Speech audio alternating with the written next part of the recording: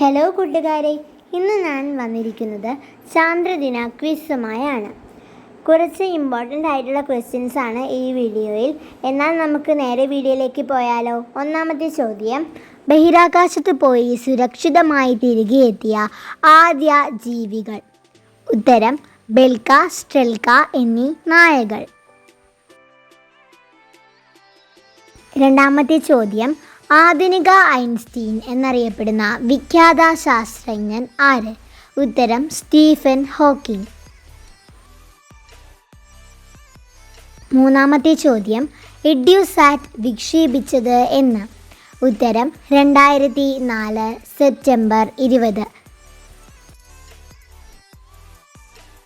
നാലാമത്തെ ചോദ്യം: നക്ഷത്രങ്ങളിലേക്കുള്ള പാത എന്ന പുസ്തകം രചിച്ചത് ആരാണ്? ഉത്തരം: യൂറി ഗഗാറിൻ. അഞ്ചാമത്തെ ചോദ്യം: തുമ്പ റോക്കറ്റ് വിക്ഷേപണ കേന്ദ്രം ആദ്യ റോക്കറ്റ് വിക്ഷേപിച്ചത് എന്നാണ്? ഉത്തരം: 1963. ആറാമത്തെ ചോദ്യം: ഇന്ത്യയുടെ പ്രഥമ ഭൗമനിരീക്ഷണ ഉപഗ്രഹം ഏത്? ഉത്തരം: ഭാസ്കര 1. ചോദ്യം 7: ISRO നിലവിൽ വന്നത് എന്ന്? ഉത്തരം: 1969 ഓഗസ്റ്റ് 15.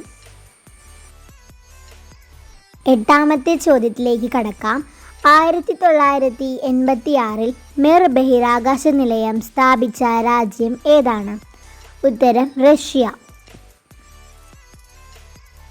ചോദ്യം 9ലേക്ക് കടക്കാം.